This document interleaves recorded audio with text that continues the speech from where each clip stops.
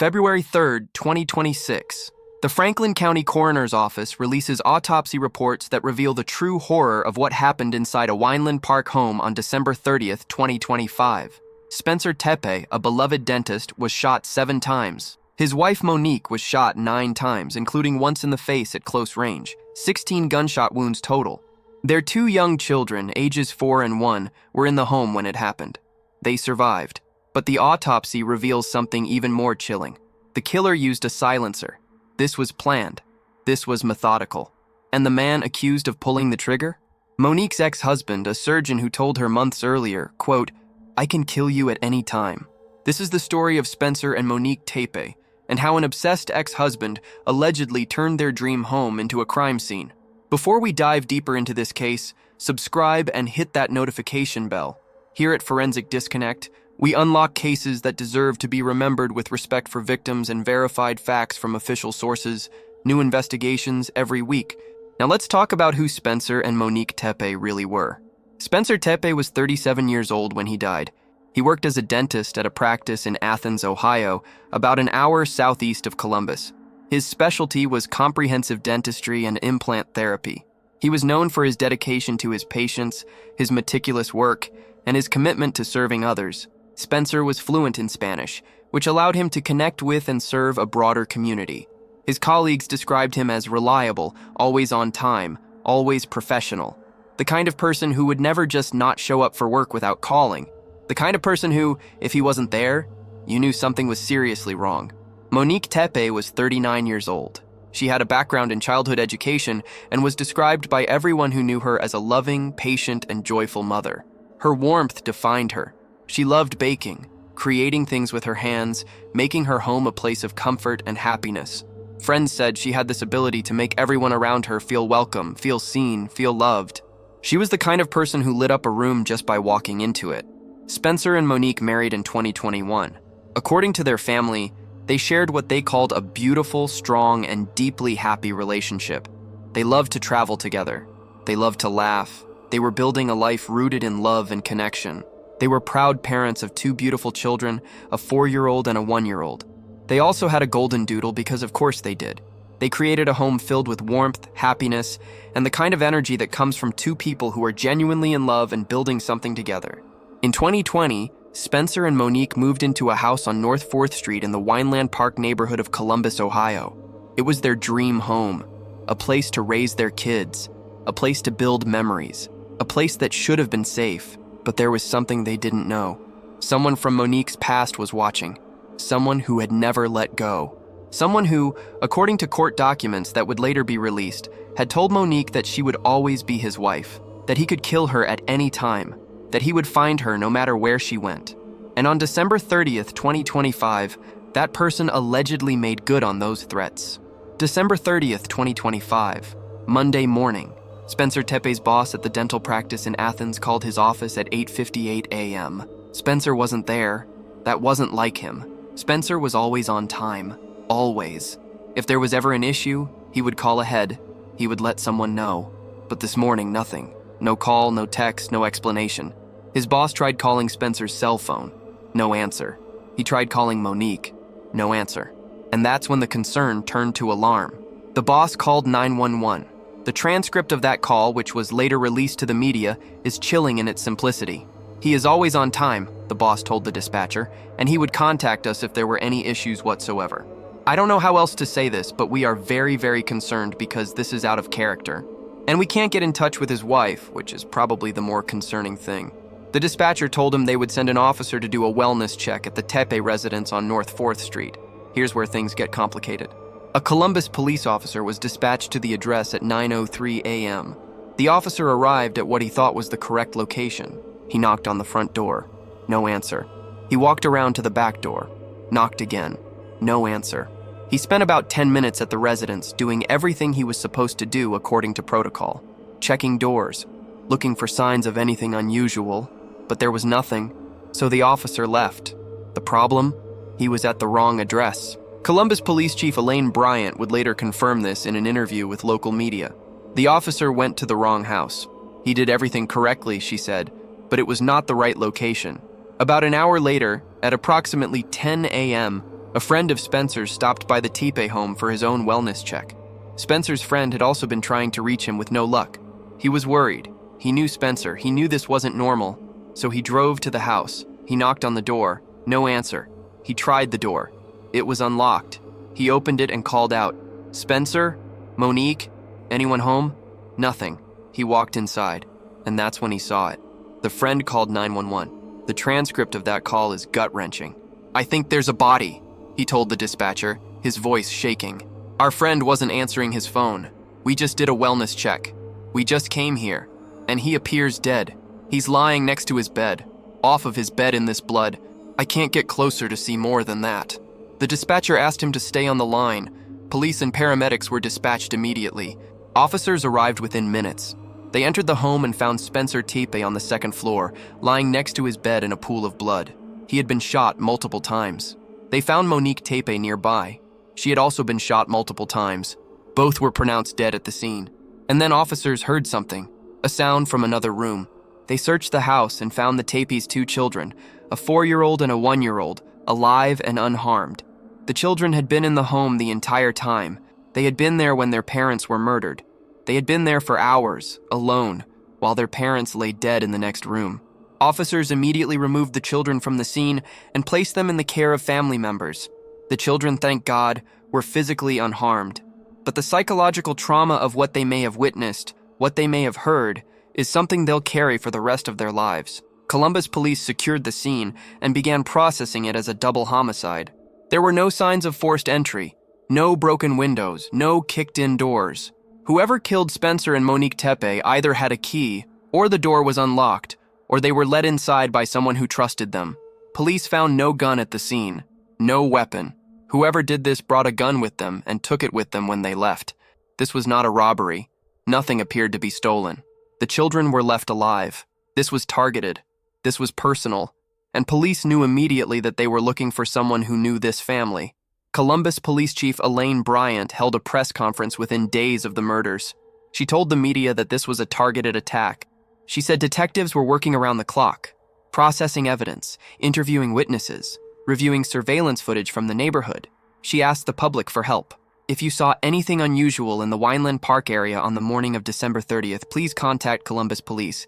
If you have surveillance cameras that might have captured anything, please come forward. And the tips started pouring in. Police reviewed surveillance video from homes and businesses near the Tepe residence, and they found something, a person of interest.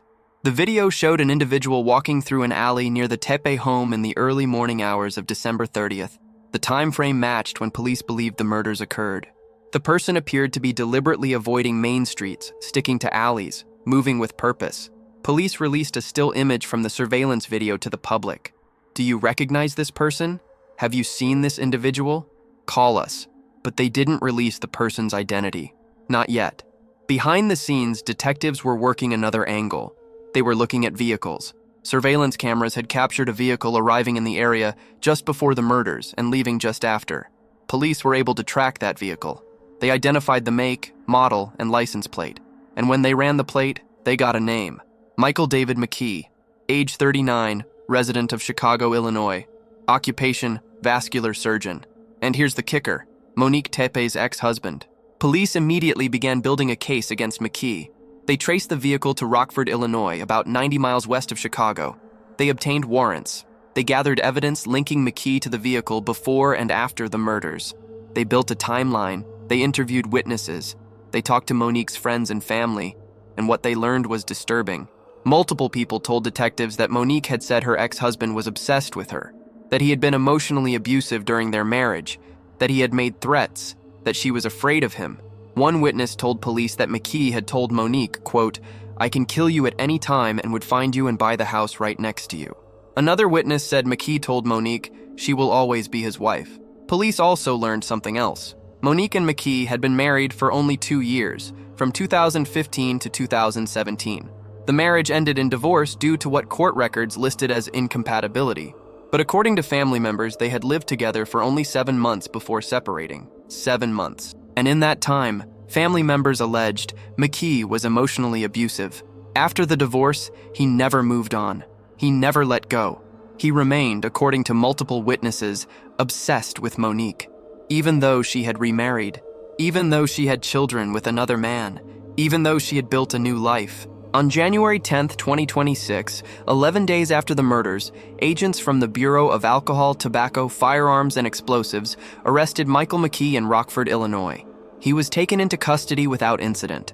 A search of his property yielded multiple firearms. One of those firearms, police said, had been preliminarily linked to the murders. Columbus Police Chief Elaine Bryant confirmed in a press conference that detectives believed they had identified the weapon used to kill Spencer and Monique Tepe, and it had been in Michael McKee's possession. McKee was charged with 2 counts of murder and held in the Winnebago County Jail in Illinois pending extradition to Ohio.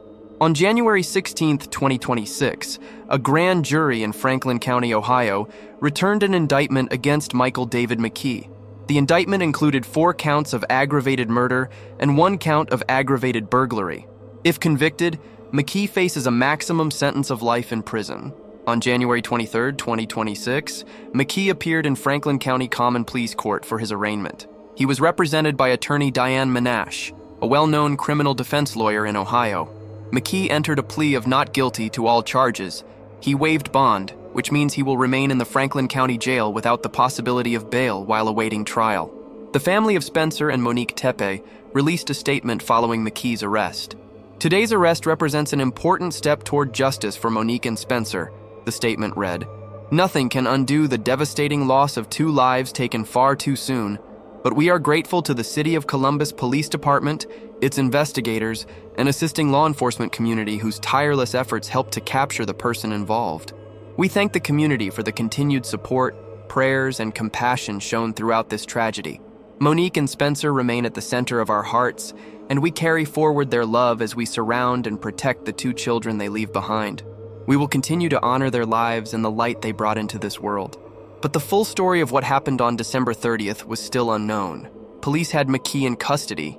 They had evidence. They had witnesses. But they didn't have the autopsy reports yet. Those would come 2 weeks later. And when they did, they would reveal just how brutal this crime really was. February 3rd, 2026. The Franklin County Coroner's Office released the autopsy reports for Spencer and Monique Tepe, and the details are horrifying. Spencer Tepe was shot 7 times. The autopsy report lists the wounds. 3 gunshot wounds to his trunk, meaning his torso and chest. 1 gunshot wound to his head, 1 to his neck, 2 additional wounds. 7 bullets entered Spencer Tepe's body. Any one of several of those wounds would have been fatal. But the killer didn't stop. 7 shots. That's not self-defense. That's not a single moment of rage. That's execution. Monique Tepe was shot 9 times. The autopsy lists those wounds as well.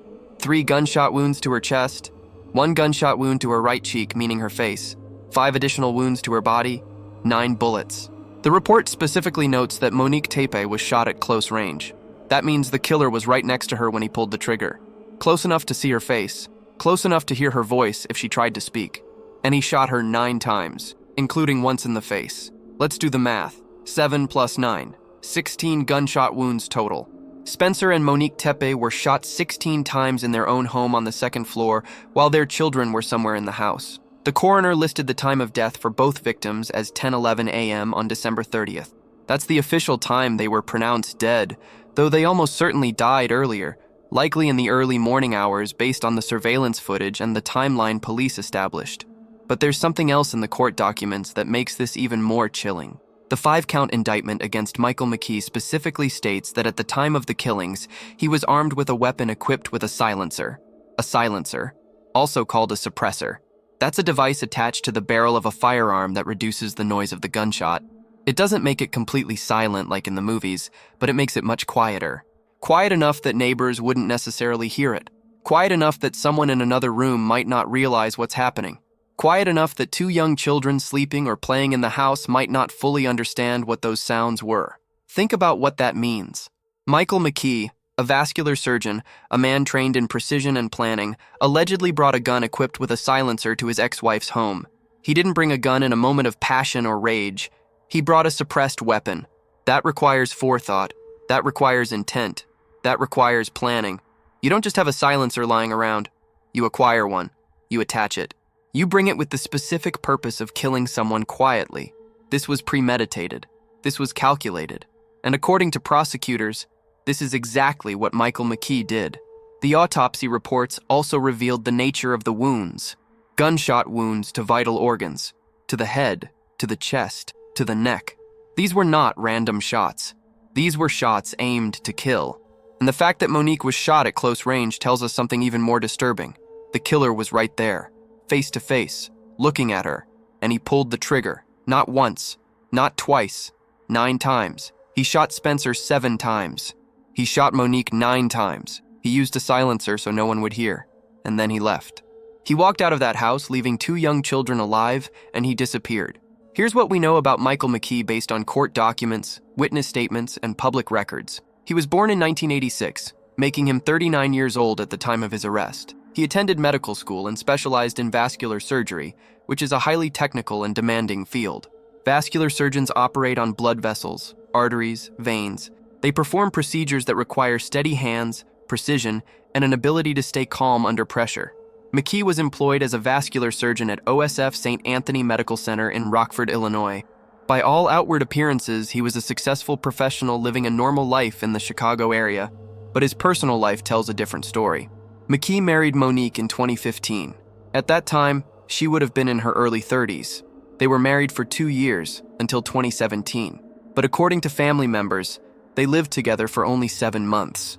7 months. The divorce was filed on the grounds of incompatibility, which is a standard no-fault divorce reason. But family members and friends of Monique told police that the real reason was McKee's behavior.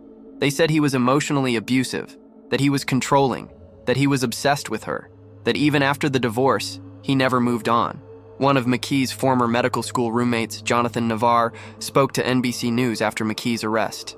Navarre said he lived with McKee and Monique in 2013 and 2014 before they were married. He described McKee as obsessed with Monique even back then, but Navarre also said he never saw abuse or red flags at the time. He described McKee as a good fraternity brother, a sociable friend, someone who was fun to be around, which tells you something important. Abusers don't always look like monsters. They can be charming, they can be likable, they can be the person everyone thinks is great, while behind closed doors there's someone entirely different. After the divorce in 2017, Monique moved on with her life. She met Spencer Tepe. They fell in love. They got married in 2021. They had 2 children together. They built a home. They were happy. But McKee, according to witnesses, never moved on. He never let go. And according to the probable cause affidavit that was filed in January 2026, he made that very clear. On January 27th, 2026, court documents were released that painted an even more disturbing picture of Michael McKee's behavior in the months and years leading up to the murders. A probable cause affidavit, which is a legal document that outlines the evidence supporting criminal charges, revealed chilling details that had not been made public before. A witness, whose identity is redacted in the court documents, told Columbus police that Michael McKee had made specific threats against Monique Tepe. According to this witness, McKee told Monique that he could, quote, kill her at any time and would find her and buy the house right next to her. Read that again. Kill her at any time, find her anywhere, buy the house next to her. That's not just a threat. That's a promise. That's a man telling a woman that there is no escape. That no matter where she goes, no matter what she does, he will always be there. He will always have access to her, and he can end her life whenever he chooses. That is the definition of terroristic threatening.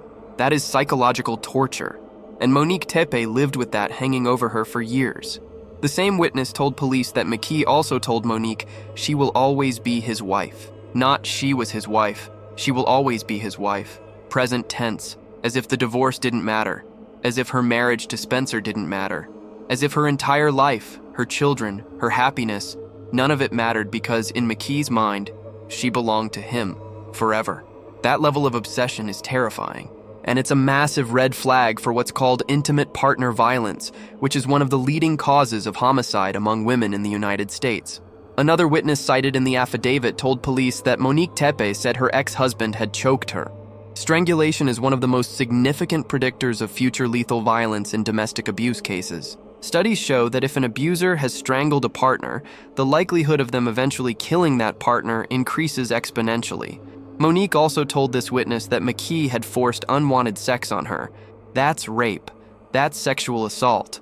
And it's another indicator of a controlling, violent individual who does not respect boundaries or consent. But the most shocking revelation in the probable cause affidavit was this. Security video allegedly captured Michael McKee entering the Tepe home on December 6, 2025. That's 24 days before the murders. December 6th was a Friday. It was the day of the Big Ten championship game in Indianapolis, Indiana. Spencer and Monique Tepe were both at the game. According to the affidavit, security cameras show McKee entering their home while they were gone. He was inside the house for several hours, and then he left. Think about what that means. Michael McKee broke into his ex-wife's home. He was inside for hours. What was he doing? Was he looking around? Was he familiarizing himself with the layout? Was he planning? Was he rehearsing? We don't know. But what we do know is that he was there, and he left before Spencer and Monique returned home. According to the affidavit, Monique left the Big Ten championship game early. She was upset about something involving her ex-husband. Spencer Tepe told friends at the game that Monique had become upset about something related to McKee. The affidavit doesn't provide additional details about what exactly happened, but the timeline is clear. McKee was in their home. Monique found out or suspected something. She left the game early. She was upset. Did Monique know that McKee had been in her house? Did she see something on a security camera? Did someone tell her? We don't know. But what we do know is that on December 6th, Michael McKee broke into their home. And on December 30th, 24 days later, Spencer and Monique Tepe were shot to death in that same home. The invasion on December 6th wasn't random. It wasn't a mistake. It was a dry run. It was McKee figuring out how to get in, how to move through the house, how to get out. And when he came back on December 30th, he came prepared. He came with a gun equipped with a silencer, and he came to kill. Columbus Police Chief Elaine Bryant confirmed in interviews that there were no signs of forced entry on December 30th. That means McKee either had a key, or he knew how to get in without breaking anything, or someone let him in. Given that he had successfully entered the home on December 6th without forced entry, it's likely he used the same method on December 30th. Maybe he had a key from when he and Monique were married. Maybe he picked a lock. Maybe he knew where they kept a spare key. We don't know. But what we do know is that he got inside.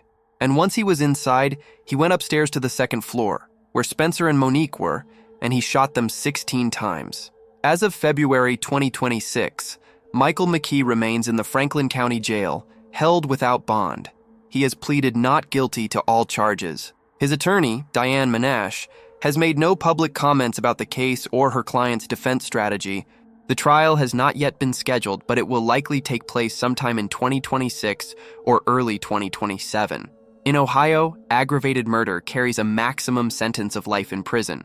The death penalty is no longer an option in Ohio, as it was abolished in recent years. So if McKee is convicted, he will face life in prison without the possibility of parole. The prosecution's case appears strong based on what we know so far. They have surveillance video showing a vehicle linked to McKee arriving just before the murders and leaving just after. They have evidence that McKee possessed that vehicle before and after the murders. They have multiple firearms seized from McKee's property, including one that police have preliminarily linked to the murders. They have witness testimony about McKee's threats, his obsession, his abusive behavior.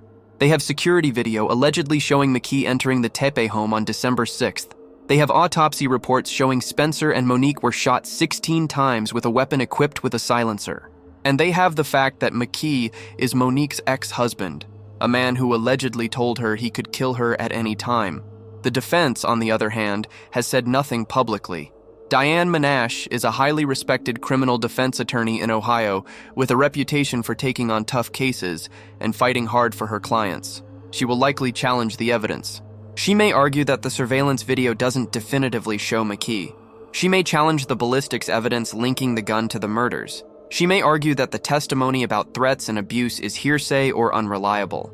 She may try to create reasonable doubt by suggesting there could be other suspects or other explanations. That's her job. That's what defense attorneys do. And in the American justice system, everyone is entitled to a vigorous defense. But the reality is, the evidence against Michael McKee appears overwhelming. Unless something significant changes, unless some piece of evidence is thrown out or discredited, it's hard to see how a jury doesn't convict. And if he is convicted, Michael McKee will spend the rest of his life in prison. He's 39 years old. If he lives to average life expectancy, that's another 40 years behind bars. 40 years to think about what he did, 40 years to live with the fact that he took 2 lives. 40 years knowing that 2 children grew up without their parents because of him. The family of Spencer and Monique Tepe has been remarkably strong and dignified throughout this ordeal. They've released several statements thanking law enforcement, thanking the community for support, and making it clear that their focus is on the 2 children Spencer and Monique left behind. While no outcome can ever undo this loss, the family said, our family is committed to seeing this tragedy fully and fairly brought to justice, and to honoring Spencer and Monique by protecting the future of the children they loved so deeply. Those children, now being raised by family members, are safe. They're loved. They're surrounded by people who will make sure they know who their parents were and how much they were loved. Spencer and Monique Tepe deserved better. They deserved to watch their children grow up. They deserved to grow old together. They deserved to live the life they had built, the life they had worked for, the life they were so happy in. But on December 30th, 2025, that was stolen from them. 16 gunshots, a silencer, a calculated, premeditated attack by someone who couldn't let go, someone who believed that if he couldn't have Monique, no one could, someone who saw Spencer as an obstacle to be eliminated, someone who didn't care about the 2 children who would be left without parents, someone who cared only about himself. The autopsy reports released on February 3rd, 2026, confirm what everyone already suspected. This was a brutal, planned execution. Spencer Tepe was shot 7 times. Monique Tepe was shot 9 times, including once in the face at close range. The killer used a gun equipped with a silencer. He entered their home without forced entry, likely the same way he had entered on December 6th when he broke in while they were at the Big Ten championship game. He went upstairs. He shot them. And he left. He left 2 young children alive in that house with their dead parents. And he thought he would get away with it, but he didn't. Columbus police tracked him down. They gathered evidence. They built a case. And on January 10th, 2026, they arrested Michael David McKee, the man Monique Tepe divorced nearly a decade ago, the man who told her he could kill her at any time, the man who allegedly made good on that threat on a December morning in 2025. McKee is now in jail awaiting trial. He has pleaded not guilty, but the evidence against him is overwhelming. The surveillance video, the vehicle, the gun, the threats, the December 6th home invasion, the autopsy showing 16 gunshot wounds. All of it points to one conclusion. Michael McKee allegedly murdered Spencer and Monique Tepe in cold blood. If convicted, he will spend the rest of his life in prison. But no amount of prison time will bring Spencer and Monique back. No verdict will undo the trauma their children experienced. No justice will erase the pain their families feel every single day. The best we can hope for is that the legal system holds the person responsible fully accountable. That Spencer and Monique's children grow up knowing their parents were loved, that their deaths were not in vain, and that the person who took them away will never walk free again. Spencer and Monique Tepe were 37 and 39 years old. They had their whole lives ahead of them. They had children to raise, dreams to pursue, memories to make. And all of that was taken from them in a matter of minutes by someone who couldn't accept that Monique had moved on. Someone who saw her happiness as a betrayal. Someone who decided that if he couldn't have her, no one would. That kind of obsession, that kind of entitlement, that kind of violence, it destroys lives. Not just the lives of the victims, but the lives of everyone who loved them. The children who will grow up without parents. The families who will never be whole again. The community that will always remember the horror of December 30th, 2025. But we will also remember Spencer and Monique, not as victims, but as people. As a dentist who served his community with skill and compassion. As a mother who filled her home with warmth and love. As a couple who built something beautiful together. As parents who adored their children. That's how they should be remembered. That's the legacy they leave behind. And as this case moves forward, as Michael McKee stands trial, as the evidence is presented and a verdict is reached, we will not forget their names: Spencer Tepe, Monique Tepe. 2 lives cut short, 2 lights extinguished, but never forgotten. If this case impacted you, please subscribe to Forensic Disconnect for in-depth investigations with respect for victims and verified sources. Hit that notification bell, leave a comment below with your thoughts, and most importantly, say their names. Spencer, Monique, they deserved better, and we will make sure they are remembered.